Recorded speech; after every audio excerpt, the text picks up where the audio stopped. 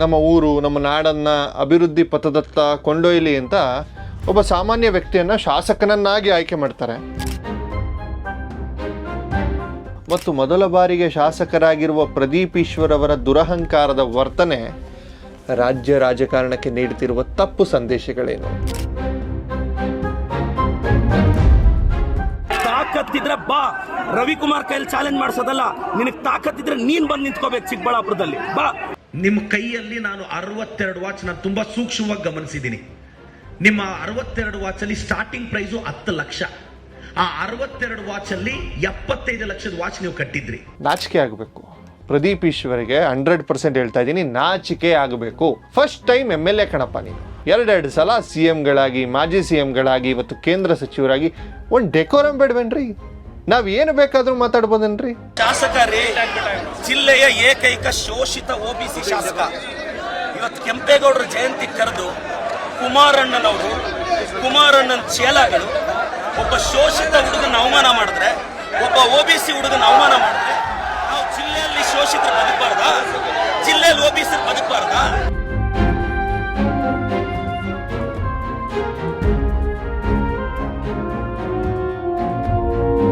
ರಾಜ್ಯದಲ್ಲಿ DK ಶಿವಕುಮಾರ್ ಅವರೇ, ಆ ಅವಿವೇಕಿ ಶಾಸಕನಿಗೆ ನೀವು ಯಾಕೆ ಕಡಿವಾಣ ಹಾಕಿಲ್ಲ? ಯಾಕೆ ಹಾಕಿಲ್ಲ? ಇವರು ದರ್ಪಕ್ಕೆ ಯಾಕೆ ಬೇಕಾಕಿಲ್ಲ? ನಿಮ್ಗೇನಾದರೂ ಭಯನಾ ಅವರು ಈ ಥರ ನಾಳೆ ನಿಮ್ಮ ವಿರುದ್ಧನೇ ತಿರುಗಿಬಿಡ್ತಾರೆ ಅಂತ? ಇವರ ಈ ಅಹಂಕಾರ ಮುಂದೊಂದು ದಿನ ನಿಮ್ಮ ಪಕ್ಷದ ಬುಡಕ್ಕೆ ಕೊಡ್ಲಿ ಪೆಟ್ಟನ್ನು ನೀಡೋದಂತೂ ಶತಸಿದ್ಧ. ಕುಮಾರಣ್ಣ ಖಬರ್ದಾರ್, ನಿನ್ ಚೇಲಗಳಿಗೆಲ್ಲ ಎದುರೋನಲ್ಲ ನಾನು. ತಾಕತ್ತಿದ್ರೆ ಬಾ, ರವಿಕುಮಾರ್ ಕೈಯಲ್ಲಿ ಚಾಲೆಂಜ್ ಮಾಡಿಸೋದಲ್ಲ. ನಿನಗೆ ತಾಕತ್ತಿದ್ರೆ ನೀನ್ ಬಂದು ನಿಂತ್ಕೋಬೇಕು ಚಿಕ್ಕಬಳ್ಳಾಪುರದಲ್ಲಿ. ಬಾ, ನೋಡೇ ಬಿಡೋಣ. ಸ್ನೇಹಿತರೆ ನಮಸ್ಕಾರ, ನಾನು ವಿಕಾಸ್ ಶಾಸ್ತ್ರಿ. ಇವತ್ತು ಬಹಳ ಸ್ವಾರಸ್ಯಕರವಾಗಿರುವಂತಹ ವಿಚಾರ ಮತ್ತು ಈ ನಾಡಿನಲ್ಲಿ ನಿನ್ನೆ ನಡೆದಂತಹ ಒಂದು ಡ್ರಾಮಾದ ಬಗ್ಗೆ ಮಾತಾಡೋಕೆ ಬಂದಿದ್ದೀನಿ. ನಮ್ಮ ದೇಶದಲ್ಲಿ ಪ್ರಜಾಪ್ರಭುತ್ವದ ಅತಿ ದೊಡ್ಡ ಶಕ್ತಿ ಅಂದ್ರೆ ಅದು ಜನಾದೇಶ. 5 ವರ್ಷಗಳ ಕಾಲ ನಮ್ಮ ಕಷ್ಟ ಸುಖಗಳನ್ನ ಕೇಳಿ ನಮ್ಮ ಊರು ನಮ್ಮ ನಾಡನ್ನ ಅಭಿವೃದ್ಧಿ ಪಥದತ್ತ ಕೊಂಡೊಯ್ಯಲಿ ಅಂತ ಒಬ್ಬ ಸಾಮಾನ್ಯ ವ್ಯಕ್ತಿಯನ್ನ ಶಾಸಕನನ್ನಾಗಿ ಆಯ್ಕೆ ಮಾಡ್ತಾರೆ. ಅದೇ ಮೊದಲನೇ ಬಾರಿ ಗೆದ್ದ ತಕ್ಷಣ ಈ ನಮ್ಮ ಜನರಿಗೆ ಎಷ್ಟು ದುರಹಂಕಾರ ತಲೆಗೇರುತ್ತೆ ಅನ್ನೋದಕ್ಕೆ ಒಬ್ಬ ವ್ಯಕ್ತಿಯ ಬಗ್ಗೆ ಮಾತಾಡಕ್ಕೆ ಬಂದಿದ್ದೀನಿ ನಾನು. ಯೂಶಲಿ ನಾನು ಯಾವುದೇ ವ್ಯಕ್ತಿಯನ್ನು ಟಾರ್ಗೆಟ್ ಮಾಡ್ಕೊಂಡು ಮಾತಾಡ್ಲಿಕ್ಕೆ ಹೋಗೋದಿಲ್ಲ.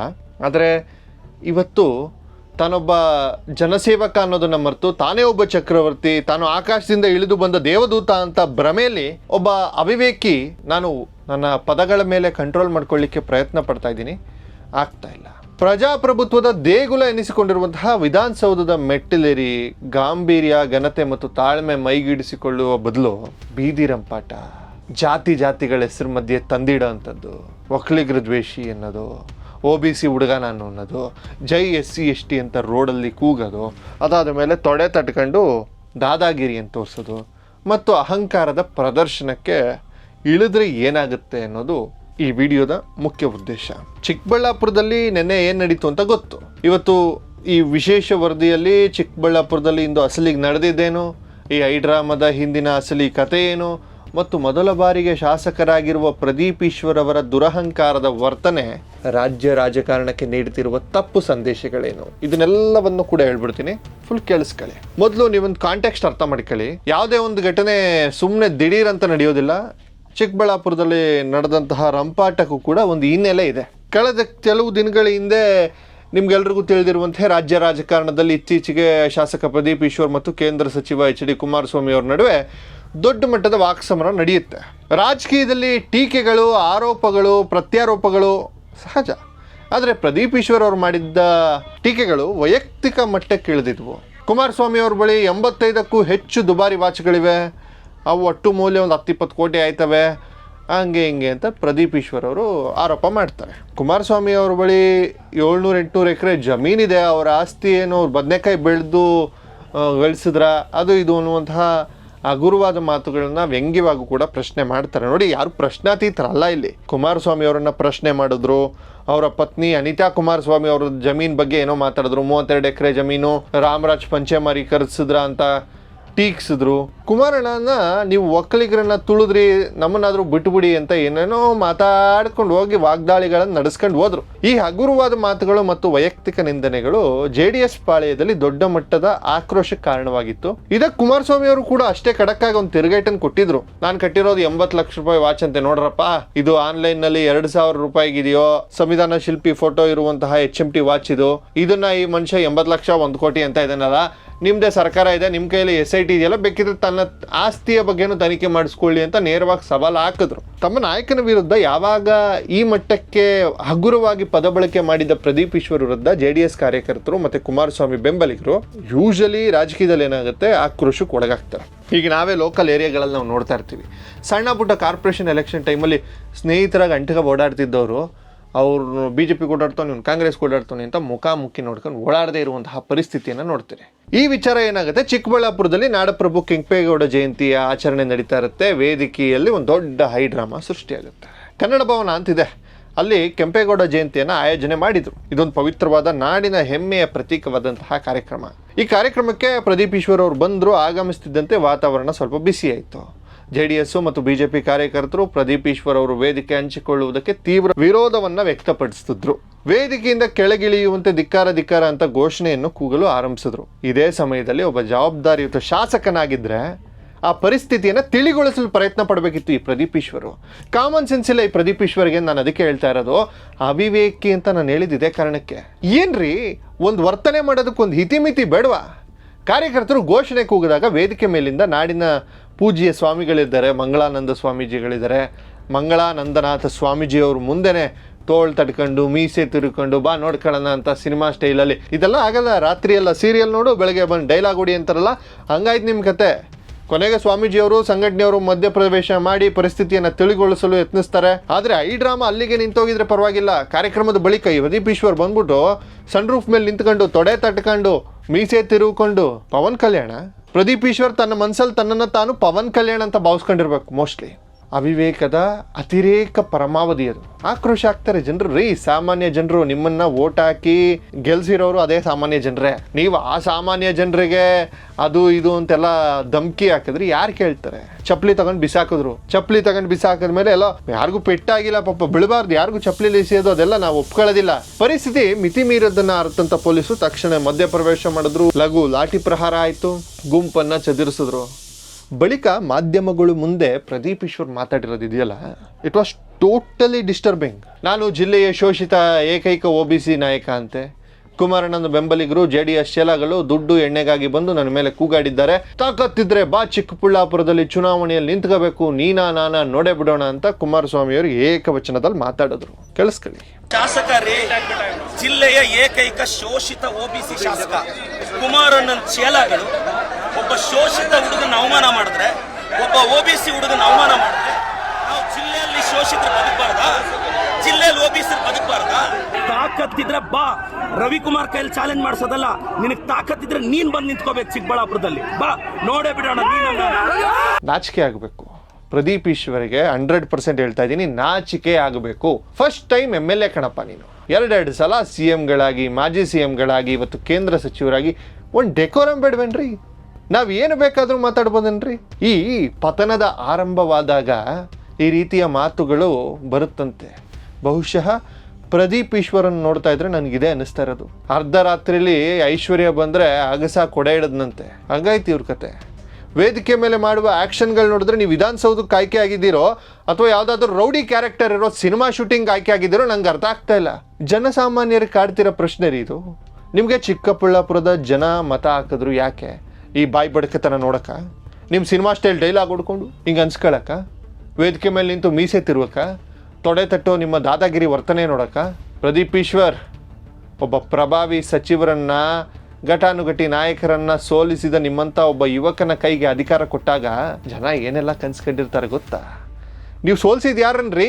ಸುಧಾಕರ್ರು, ಅವಾಗ ಅವತ್ತಿನ ವೈದ್ಯಕೀಯ ಶಿಕ್ಷಣ ಸಚಿವ. ಈ ಹುಡುಗನಾದ್ರೂ ನಮ್ಮ ಕ್ಷೇತ್ರಕ್ಕೆ ಕಷ್ಟ ಕೇಳ್ತಾನೆ, ನಮ್ಮೂರಿಗೆ ನೀರು ತರ್ತಾನೆ, ನಮ್ಮ ಯುವಕರಿಗೆ ಉದ್ಯೋಗ ಕೊಡಿಸ್ತಾನೆ, ನಮ್ಮ ಬದುಕಿಗೆ ಆಸರೆ ಆಗ್ತಾನೆ ಅಂತ ನಂಬಿಕೆಯನ್ನು ಇಟ್ಕೊಂಡು ಆಶೀರ್ವಾದ ಮಾಡಿರ್ತಾರೆ. ನೀವು ಯಾವುದ್ರಿ? ರಾತ್ರಿ ಯಾವುದೋ ತೆಲುಗು ಫಿಲಮ್ ನೋಡು, ಬೆಳಗ್ಗೆ ಬಂದು ಡೈಲಾಗ್ ಹೊಡಿ. ನಾವು ನೋಡ್ತೀವ್ರಿ ಸಿನಿಮಾಗಳನ್ನ. ನಿಮಗಿಂತ ತುಂಬ ಚೆನ್ನಾಗಿ ನೋಡ್ತೀವಿ, ನಿಮಗಿಂತ ತುಂಬ ಚೆನ್ನಾಗಿ ಅರ್ಥ ಮಾಡ್ಕೊಳ್ತೀವಿ. ಮೊದಲ ಬಾರಿಗೆ ವಿಧಾನಸೌಧಕ್ಕೆ ಹೋಗಿದ್ದೀರಿ, ಏನಾದರೂ ಒಂದು ಜನ ನಿರೀಕ್ಷೆ ಇರ್ತದೆ, ಸಚಿವತಾ ಸ್ಥಾನದ ಆಕಾಂಕ್ಷಿ ಬೇರೆ, ಈ ನಾಡಿನ ಮಹಾರಾಜ ಎಂಬ ಭ್ರಮೆಯಲ್ಲಿದ್ದೀರೇನೋ ನೀವು. ಹೊರಗಡೆ ಬನ್ನಿ.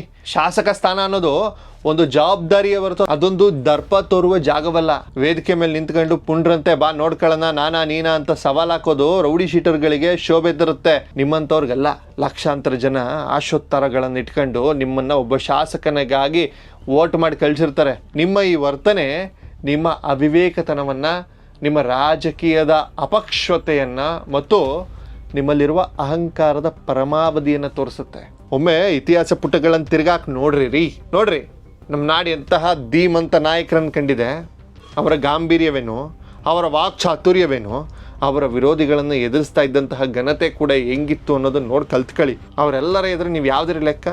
ಕೇವಲ ವೈಯಕ್ತಿಕ ನಿಂದನೆ, ಹಿರಿಯ ನಾಯಕನ ವಿರುದ್ಧ ಏಕವಚನದ ವಾಗ್ದಾಳಿ, ಬಾಯಿಗೆ ಬಂದಂತೆ ಮಾತಾಡೋದು ಮತ್ತು ಹಗ್ಗದ ಪ್ರಚಾರಕ್ಕೆ ಗಿಮಿಕ್ಗಳಿಂದ ರಾತ್ರೋರಾತ್ರಿ ದೊಡ್ಡ ಮಾಸ್ ಲೀಡರ್ ಆಗಿಬಿಡ್ತೀನಿ ಅಂತ ಅಂದ್ಕೊಂಡ್ರೆ ಅದು ನಿಮ್ಮ ಮೂರ್ಖತನದ ಪರಮಾವಧಿ. ನಿಮಗೆ ಯೋಗ್ಯತೆ ಅನ್ನೋದಿದ್ದರೆ ನಿಮ್ಮ ಕ್ಷೇತ್ರದ ಜನರಿಗೆ ಕುಡಿಯೋ ನೀರಿಲ್ಲ, ಅದನ್ನು ಕೊಡಿಸಿ. ರೈತರಿಗೆ ಬೆಂಬಲ ಬೇಕಿದೆ, ಅದನ್ನು ಕೊಡಿಸಿ. ಯುವಕರಿಗೆ ಉದ್ಯೋಗ ಬೇಕಿದೆ, ಅದನ್ನು ಕೊಡಿಸಿ. ಶಾಸಕರಾಗಿ ಹತ್ತತ್ರ 3 ವರ್ಷ ಕಳೆದೇ ಹೋಯ್ತು, ಏನ್ರಿ ನಿಮ್ಮ ಅಭಿವೃದ್ಧಿ ಕಾರ್ಯಗಳೇನ್ರಿ ತೋರಿಸಿ. ನಿಮ್ಮ ಪ್ರತಿ ಭಾಷಣಗಳಲ್ಲಿ ಕೇವಲ ದ್ವೇಷ, ಸೇಡು, ಕಾಮಿಡಿ. ಇಷ್ಟೇ ಕಾಮಿಡಿನೂ ನಾನು ಸೇರಿಸ್ದೆ. ಪ್ರದೀಪ್ ಈಶ್ವರ್ ಮಾತಾಡಿದ್ರೆ ನನಗೆ ಅದೊಂದು ಕಾಮಿಡಿ ಎಪಿಸೋಡ್ ಥರ ಕಾಣಿಸುತ್ತೆ. ಇವಾಗ ಚಾರ್ಲಿ ಚಾಪ್ಲಿನ್ ಎಪಿಸೋಡ್ ಸ್ವಲ್ಪ ಬೋರ್ ಅನ್ನಿಸ್ತಾ ಇದೆ ಪ್ರದೀಪ್ ಈಶ್ವರ್ ಅವ್ರ ಭಾಷಣ ಕೇಳಿದ್ಮೇಲೆ ನನಗೆ. ಇಷ್ಟರ ಮಟ್ಟಿಗೆ ನಾನು ಏನಕ್ಕೆ ಮಾತಾಡ್ತಾ ಇದ್ದೀನಿ ಇವತ್ತು ಅಂತಂದರೆ, ನನಗೆ ಯಾರ್ರೀ, ನಾವು ಮೊನ್ನೆ ವಿರೋಧ ಮಾಡಬೇಕು ಅಂತ ನಿಂತ್ಕೊಂಡಾಗ ಕುಮಾರಣ್ಣ ಅವ್ರನ್ನೂ ವಿರೋಧ ಮಾಡಿದ್ದೀವಿ. ಮಾಧ್ಯಮಗಳ ಮುಂದೆ, ಕ್ಯಾಮ್ರಾಗಳ ಮುಂದೆ ಬಿಲ್ಡಪ್ಗಳು ಕೊಟ್ಕೊಂಡು ಕ್ಲಾಸ್ ರೂಮ್ನಲ್ಲಿ ನಿಂತ್ಕೊಂಡು ಆ ಮಕ್ಕಳಿಗೆ ಹಂಗೆ ಮಾಡಬೇಕು, ಹಿಂಗೆ ಮಾಡಬೇಕು, ನೀನು ಹಂಗೆ ಓದಬೇಕು ಅಂತ ಹೇಳೋರು ನಿಮ್ಮ ಜನರು ಹೊಟ್ಟೆ ತುಂಬಿಸೋಕ್ಕಾಯ್ತಾ ಇಲ್ಲ ನಿಮ್ಮ ಕೈಯಲ್ಲಿ. ಏನ್ರಿ ಬೇರೆಯವ್ರಿಗೆ ಹೇಳ್ತೀರಿ? ರಾಜಕಾರಣ ಅಂದರೆ ಜನಸೇವೆ, ದಾದಾಗಿರಿ ಅಲ್ಲ ಅದು. ಈ ದುರಾಂಕಾರ, ಈ ಮಟ್ಟಕ್ಕೆ ಉದ್ದಟತನ ಯಾವತ್ತಿಗೂ ಒಳ್ಳೆಯದಲ್ಲ. ಗಾಳಿ ಗುಳ್ಳೆಯಂತೆ ಉಬ್ಬಿರುವ ನಿಮ್ಮ ಈ ಅಹಂಕಾರ ಜನರ ತಿರಸ್ಕಾರದ ಸೂಜಿಯಿಂದ ಒಡೆಯಲು ಹೆಚ್ಚು ಕಾಲ ಏನು ಬೇಕಾಗಿಲ್ಲ. ಜನರನ್ನು ದಡ್ರು ಅನ್ಕೋಬಿಡಿ ನೀವು. ಅಧಿಕಾರ ಯಾವತ್ತೂ ಪರ್ಮನೆಂಟ್ ಅಲ್ಲ. ಮೊದಲು ನಿಮ್ಮ ಕ್ಷೇತ್ರವನ್ನು ಅಭಿವೃದ್ಧಿ ಮಾಡಿ, ಜನರ ಕಣ್ಣಿಗೆ ಒರೆಸುವಂತಹ ಕೆಲಸ ಮಾಡಿ, ಆಮೇಲೆ ವೇದಿಕೆ ಹತ್ತಿ ಮೀಸೆತ್ತಿರುವೆ. ಆವಾಗ ತಾಕತ್ತು ಒಪ್ಕೊಳ್ತೀನಿ. OBC ಹುಡುಗ ನಾನು, OBC ಹುಡುಗನ್ನ ಇವ್ರು ತುಳಿತಾ ಇದ್ದಾರೆ. ಏನು ಜಾತಿ ಎತ್ಕೊಡ್ತಾ ಇದ್ದೀರಾ ನೀವು? ಅಹಿಂದನ ಎತ್ಕೊಡ್ತಾ ಇದ್ದೀರಾ ನೀವು? ಅಹಿಂದ ಅಂದವರು OBC ಅಂತ ಹೆಸರು ಹೇಳ್ಕೊಂಡು ಸುಮ್ಮನೆ ರಾಜಕೀಯ ಮಾಡಿದವರೆಲ್ಲ ಮಣ್ಣಾಗಿ ಹೋಗ್ಬಿಟ್ಟಿದ್ದಾರೆ. ಅವ್ರ ಹೆಸರನ್ನ ಕರೆಕ್ಟಾಗಿ ಉಪಯೋಗಿಸ್ಕೊಳ್ಳೋದು ಕಲ್ತ್ಕೊಳ್ಳಿ. OBC ಹುಡುಗ ನಾನು, OBC ಹುಡುಗ ನಾನು. ಆಯ್ತಪ್ಪ, ಏನಪ್ಪ ನಿಂಗೆ OBCಗೆ ಯಾರಪ್ಪ ಬೈದರು? OBCಗೆ ಯಾರಾದರೂ ಬೈದಿನಪ್ಪ ನಿನಗೆ? ಅಥವಾ ಜಾತಿನಿಂದನೇ ಯಾರಾದರೂ ಏನು ಮಾಡಿದ್ರೇನಪ್ಪ? ಅಥವಾ ನೀನು ಆ ಸಮುದಾಯಕ್ಕೆ ಸೇರಿದವನು ಅಂತ ನೀನು ಏನಾದ್ರು ತುಳಿಯೋಕ್ಕೆ ಪ್ರಯತ್ನ ಪಟ್ರೇನಪ್ಪ? ಸುಮ್ಮನೆ ಕುಮಾರಸ್ವಾಮಿ ಅವರು ನನ್ನನ್ನು OBC ನಾಯಕ ಅಂತ ತುಳಿತಾರೆ. ಏನು ಮಾಡಿದ್ರು ಹೇಳು? ಸರಿಯಪ್ಪ, ನೀನು ಎಲ್ಲಪ್ಪ ಹಿಂದೆ ಉಳಿದಿದ್ಯಾ, ಅದೆಷ್ಟೋ ಕೋಟಿ ಟರ್ನ್ ಓವರ್ ಮಾಡ್ತೀನಿ ಅಂತ ಹೇಳ್ತೀಯ. ಐ ಡೋಂಟ್ ನೋ ಎಲ್ಲಿ ಕರ್ಕೊಂಡೋಗಿ ನಿಲ್ಲಿಸ್ತಾ ಇದ್ದೀರಿ ನೀವೆಲ್ಲ ಅಂತ. ರಾಜಕಾರಣವನ್ನು ಪಕ್ಕದ ರಾಜ್ಯದವ್ರು ನೋಡಿ ನಗ್ತಾ ಇದ್ದಾರೆ. ಇದು ಕರ್ನಾಟಕದ ಹಣೆ ಬರಹ ಅಂತವ್ರೆ. ನೀವು ಈ ಸಿನಿಮಾ ಡೈಲಾಗ್ನ ದಯವಿಟ್ಟು ಹೊಡೆಯೋದನ್ನು ಕಮ್ಮಿ ಮಾಡಿ. ಆಮೇಲೆ ಹಿಂಗೆ ಅನ್ನೋದಂತ ಹಿಂಗೆ ಪವನ್ ಕಲ್ಯಾಣಿ ಮನುಷ್ಯ ಹಿಂಗೆ ತೊಡೆ ತಟ್ಟೋದು, ಬಾಲಕೃಷ್ಣ ತೆಲುಗು ಸಿನಿಮಾಗಳನ್ನು ನೋಡೋದು, ಇಲ್ಲಿ ಬಂದು ಈ ರೀತಿ ಕೆಲಸ ಮಾಡೋದು. ನಾನು ಸನ್ಮಾನ್ಯ ಮುಖ್ಯಮಂತ್ರಿಗಳಾದ DK ಶಿವಕುಮಾರ್ ಅವ್ರಿಗೊಂದು ನೇರವಾದ ಮತ್ತು ಗಂಭೀರವಾದ ಮಾತನ್ನು ಹೇಳ್ತೀನಿ, ಕೇಳಿಸ್ಕೊಳ್ಳಿ ದಯವಿಟ್ಟು. DK ಅವರೇ, ನೀವು ದಶಕಗಳ ಕಾಲ ರಾಜಕೀಯದ ಉರಿ ಬಿಸಿಲಿನಲ್ಲಿ ಬೆಂದವರು, ರಾಜ್ಯ ರಾಜಕಾರಣದ ಏಳು ಬೀಳುಗಳನ್ನು ಕಂಡವರು, ಪಕ್ಷವನ್ನು ಅತ್ಯಂತ ಕಷ್ಟ ಕಾಲದಲ್ಲಿ ತಳಮಟ್ಟದಿಂದ ಸಂಘಟಿಸಿ ಎಲ್ಲರನ್ನ ಒಗ್ಗೂಡಿಸಿ ಅಧಿಕಾರದ ಗದ್ದುಗೆಗೆ ತಂದವರು ನೀವು. ನಿಮ್ಮ ಪಕ್ಷದಲ್ಲಿ ಇವತ್ತು ಪ್ರದೀಪ್ ಈಶ್ವರ್ ಅಂತಹ ಲೂಸ್ ಟಾಕ್ಸು ನಿಜವಾಗ್ಲೂ ದೊಡ್ಡ ಪ್ರಾಬ್ಲಮ್ಗೆ ತಗಲಾಕ್ಸುತ್ತೆ ಅಂದರೆ ಆಶ್ಚರ್ಯ ಆಗುತ್ತೆ. ಇದು ಕೇವಲ ಒಬ್ಬ ಶಾಸಕನ ವರ್ತನೆಯಲ್ಲ, ಇದು ನಿಮ್ಮ ಪಕ್ಷದ ಶಿಸ್ತಿನ ಉಲ್ಲಂಘನೆ. ಇವರ ಅವಿವೇಕತನದ ಹೇಳಿಕೆಗಳು, ಇವರ ಅಹಂಕಾರದ ವರ್ತನೆಗಳನ್ನು, ಇವರ ಬೀದಿ ರಂಪಾಟದ ರಾಜಕಾರಣಗಳನ್ನು ಆಳುವ ಕಾಂಗ್ರೆಸ್ ಪಕ್ಷದ ಇಮೇಜ್ಗೆ ದೊಡ್ಡ ಕಪ್ಪು ಚುಕ್ಕೆ ಇಡುತ್ತೆ. ನಿಮ್ಮ ಪಕ್ಷದ ಹಿರಿಯ ನಾಯಕರು, ಸಚಿವರುಗಳು ರಾಜ್ಯದ ಅಭಿವೃದ್ಧಿಗೆ ಶ್ರಮಿಸ್ತಾ ಇದ್ದಾರೆ. ಆದರೆ ನೀವು ಹೇಳ್ತಾ ಇರೋದು, ಇಂತಹ ಶಾಸಕರು ಕೇವಲ ವಿವಾದವನ್ನು ಸೃಷ್ಟಿಸಿ ಬೀದಿ ರಂಪಾಟ ಮಾಡಿ ಸರ್ಕಾರವನ್ನು ಮತ್ತು ಪಕ್ಷವನ್ನು ದಿನನಿತ್ಯ ಮುಜುಗರಕ್ಕೀಡಾಗ್ತಾ ಇದ್ದಾರೆ. ರಾಜಕಾರಣದಲ್ಲಿ ಆಕ್ರಮಣಶೀಲತೆ ಇರಬೇಕು ನಿಜ, ವಿರೋಧ ಪಕ್ಷಗಳಿಗೆ ಟಾಂಗ್ ಕೊಡಬೇಕು ಅದು ನಿಜ. ಆದರೆ ಸೈದ್ಧಾಂತಿಕವಾಗಿರಬೇಕೇ ಹೊರತು ಈ ಮಟ್ಟಕ್ಕೆ ವೈಯಕ್ತಿಕ ನಿಂದನೆಗಿಳಿದು ತೊಡೆ ತಟ್ಟಿ ಬೀದಿ ಗೂಂಡಾಗಿರಿ ಮಟ್ಟಕ್ಕೆ ಇಳಿಬಾರ್ದು. ಏನ್ರಿ ಆಯಿತು, ನಾನು ಕೇಳೋದು, ಈ ರಾಜ್ಯದಲ್ಲಿ DK ಶಿವಕುಮಾರ್ ಅವರೇ, ಆ ಅವಿವೇಕಿ ಶಾಸಕನಿಗೆ ನೀವು ಯಾಕೆ ಕಡಿವಾಣ ಹಾಕಿಲ್ಲ? ಯಾಕೆ ಹಾಕಿಲ್ಲ? ಇವರು ದರ್ಪಕ್ಕೆ ಯಾಕೆ ಬೇಕಾಕಿಲ್ಲ? ನಿಮ್ಗೇನಾದರೂ ಭಯನಾ ಅವರು ಈ ಥರ ನಾಳೆ ನಿಮ್ಮ ವಿರುದ್ಧನೇ ತಿರುಗಿಬಿಡ್ತಾರೆ ಅಂತ? ನಿಜವಾಗ್ಲೂ ಹೇಳ್ತೀನಿ ಕೇಳಿ, ಇದೇ ರೀತಿ ಬಿಟ್ಟರೆ ನಾಳೆ ನೀವು ಪಶ್ಚಾತ್ತಾಪ ಪಡಬೇಕಾಗುತ್ತೆ. ಇವರ ಈ ಅಹಂಕಾರ ಮುಂದೊಂದು ದಿನ ನಿಮ್ಮ ಪಕ್ಷದ ಬುಡಕ್ಕೆ ಕೊಡ್ಲಿ ಪೆಟ್ಟನ್ನು ನೀಡೋದಂತೂ ಶತಸಿದ್ಧ. ಜನ ಬದಲಾವಣೆ ಬಯಸಿ ನಿಮ್ಮ ಗ್ಯಾರಂಟಿಗಳನ್ನು ನಂಬಿ ನಿಮ್ಗೆ ಅಧಿಕಾರವನ್ನು ಕೊಟ್ಟಿದ್ದಾರೆ. ಆ ಅಧಿಕಾರವನ್ನು ನಾಡಿನ ಅಭಿವೃದ್ಧಿಗಾಗಿ ಬಳಸಿ ಇಂಥ ಪುಂಡಾಟಿಕೆಗಳಿಗೆ ಬೆಂಬಲ ನೀಡಬೇಡಿ. ಪ್ರದೀಪ್ ಈಶ್ವರ್ ಅವರಿಗೂ ಪಕ್ಷದ ವತಿಯಿಂದ ಕಟ್ಟುನಿಟ್ಟಿನ ಎಚ್ಚರಿಕೆ ನೀಡಿ. ನಾವೇನು ಸಸ್ಪೆಂಡ್ ಮಾಡ್ಬಿಡಿ ಅಂತ ಹೇಳ್ತಲ್ಲ, ಎಚ್ಚರಿಕೆ ನೀಡಿ. ನೀನು ಏಜ್ ಏನಪ್ಪ, ಫಸ್ಟ್ ಟೈಮ್ MLA ನೀನು, ಬಾ ಕುಮಾರಣ್ಣ ನೋಡೇ ಬಿಡೋಣ ಅಂತೆಲ್ಲ. ಅಲ್ಲ, ನಾನಿದ್ದೀನಿ, ನಾನು DK ಶಿವಕುಮಾರ್ ಇದ್ದೀನಿ, ತಕ್ಕ ಮಟ್ಟದ ನಾಯಕ, ಕುಮಾರಸ್ವಾಮಿ ಲೆವೆಲ್ಗಿರೋ ನಾಯಕ, ನಾನು ಹೊಡಿತೀನಿ ಬಾ, ನಾನು ಇದ್ದೀನಿ ಅಂತೇಳಿ ಕರೀರಿ. ಇವ್ರನ್ನೆಲ್ಲ ಚಿಲ್ಲರೆ ಪಲ್ರೆಗಳನ್ನೆಲ್ಲ ನೀವು ಬಿಟ್ಟುಬಿಟ್ಟು ಇದಕ್ಕೆಲ್ಲ ಮಾಡೋಕ್ಕೆ ಹೋಗ್ಬಿಡಿ. ರಾಜಕಾರಣಿಗಳು ನಿಜವಾದ ಬಣ್ಣ ಬಯಲಾಗೋದು ಅಧಿಕಾರ ಕೈಗೆ ಸಿಕ್ಕಲಾಗಲೇ ಅಂತಾರೆ. ಅಧಿಕಾರ ಸಿಕ್ಕಿದ ತಕ್ಷಣ ಆಕಾಶದಿಂದ ಇಳಿದು ಬಂದ ದೇವ್ರ ಥರ ಅಂದ್ಕೊಳ್ಳುವಂತಹ ದಾದಾಗಿರಿ ಪ್ರದರ್ಶಿಸುವ ಈ ಪ್ರದೀಪ್ ಈಶ್ವರ್ ಅಂತವ್ರನ್ನ ಸ್ವಲ್ಪ ನೋಡ್ಕೊಳ್ಳಿ. ನಿಮ್ಮ ಗಮನದಲ್ಲಿ ಈ ವರ್ತನೆ ಸರಿನಾ ತಪ್ಪಾ ಅಂತ ಕೆಳಗಡೆ ಕಮೆಂಟಲ್ಲಿ ಬರೀರಪ್ಪ. ನನ್ನ ಅನಿಸಿಕೆ ತಪ್ಪಾ ಸರಿನಾ ಅನ್ನೋದನ್ನು ಕಮೆಂಟಲ್ಲಿ ಬರೀರಿ. ವಿಡಿಯೋ ಇಷ್ಟ ಆಗಿದ್ರೆ ಲೈಕ್ ಮಾಡಿ, ಶೇರ್ ಮಾಡಿ. ಮುಂದಿನ ವಿಡಿಯೋದಲ್ಲಿ ಮತ್ತೊಂದು ಗಹನವಾದ ವಿಷಯದೊಂದಿಗೆ ಮತ್ತೆ ಸಿಗೋಣ. ನಮಸ್ಕಾರ. ಎಲ್ರಿಗೂ ಒಳ್ಳೆಯದಾಗಲಿ.